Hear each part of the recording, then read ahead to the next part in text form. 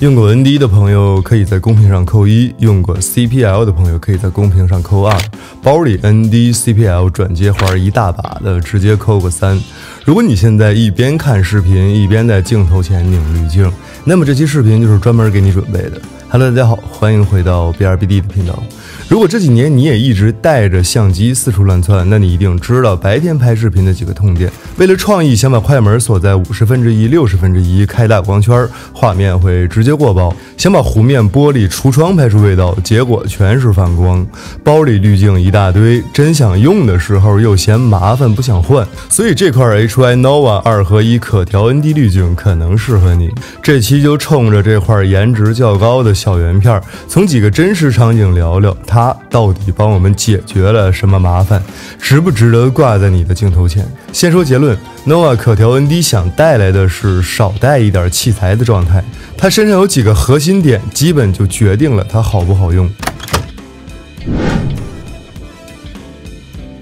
以前我们的组合是多片 ND 控曝光，一片 CPL 控反光， Nova 直接把这两件事塞在了一块滤镜里。可变 ND 1.5到5档，够应付绝大部分白天拍视频。CPL 独立可调，用来压水面、玻璃、大楼上的反光，让颜色饱和一点。对我们大多数创作者来说，白天拍视频只要挂上它，基本就把曝光和反光两件事就先压住了。包里的滤镜数量少一半，实际应用是纠结也能少一半。Nova 可调 ND 是拧螺纹安装，但前端支持磁吸叠加方案。先将滤镜拧到镜头上，可以依次叠加滤镜、前盖，都是你靠近一下，啪吸上去。如果你是新闻工作者或者纯粹的内容创作者，在街头边走边说时，开始在室内讲解，然后逐渐走向室外。因为室内光线偏暗，可以把 Nova 可调 ND 开到最低档位。走到门口推门的同时，一边说话一边拨动可调 ND 的拨杆，调节减光范围。这个动作也就1秒多。回看素材，从室内走到室外，曝光就是很自然的跟着环境变化，没有那种突然整个画面炸白的崩溃。如果是传统档位的 ND 滤镜，你要么停机重来，要么一段直接报废。可调 ND 真正解决的是让你不再怕上滤镜这件事儿，你愿意在拍摄过程中随着拍摄环境调节拨杆，而不是嫌麻烦干脆不用。Nova 可调 ND 的前端玻璃被做的比镜头口径大一级，镜框尽量压薄，目的就是让超广角少出问题。我在 A7M4 上挂腾龙的1630，直接干到16毫米，基本没有肉眼可见的黑角。对于经常用16毫米、17毫米拍城市广角、室内大场景的朋友来说，这一点还是挺关键的。你不用再因为挂 VND 怕暗角，被迫从16毫米端往回缩。当然，前片做大还有一个好处，就是 CPL 在天空上的过渡会更自然，不会那么容易出现中间一截发蓝，两边发灰的奇怪天空。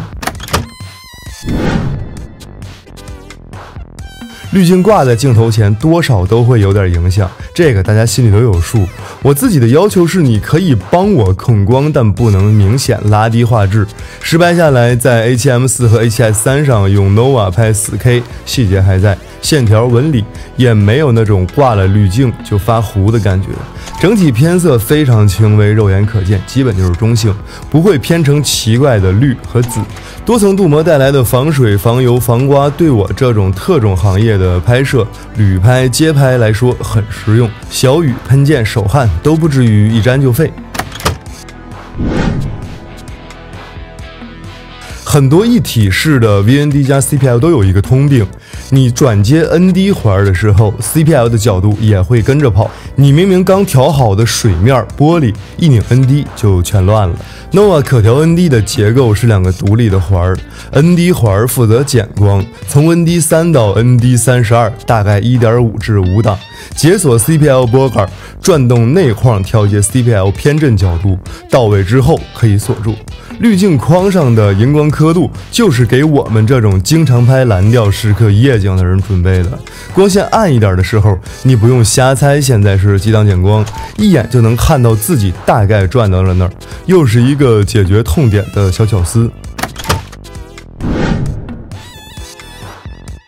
Nova 可调 ND 是 H&Y 最新发布的一款滤镜，超广角结构有效减少暗角，实际用起来，你也可以把它在前面叠上一片1/8黑柔，做一点电影感柔光，叠一片 GND 渐变镜用来压天空，或者其他品牌的磁吸滤镜，基本都是趴上去的这一套动作。叠的太多肯定会有一些物理上的代价，比如轻微暗角眩光，这个事儿哪个品牌都会一样。但磁吸至少让你愿意去尝试这种叠加玩法，而不是一层一层的螺纹就直接放弃。说完这些硬件的东西，我们回到画面里，看看它在具体的几个场景下的表现。如果你白天恰巧挂了一颗围着式的135 f1.8 出门，挂上 Nova， 把 ND 转到 ND32， 画面亮度会立刻乖了很多，天空有细节不死白，路面亮但不爆，人脸高光也不会顶死。然后慢慢转动 CPL， 找到那个天空蓝的刚好，云有立体感，玻璃橱窗和车窗反光都压下去的角度，那一刻画面会突然高级一格。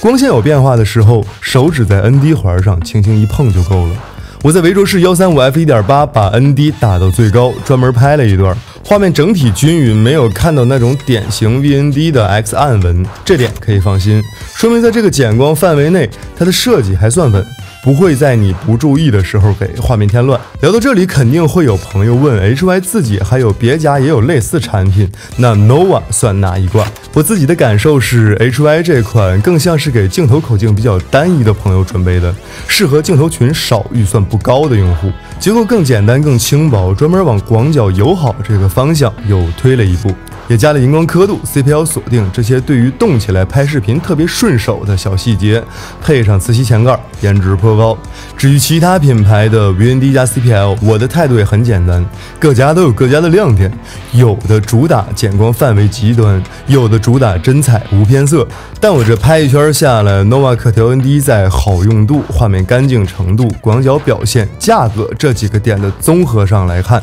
都是属于比较顺手而且比较耐用的那一档。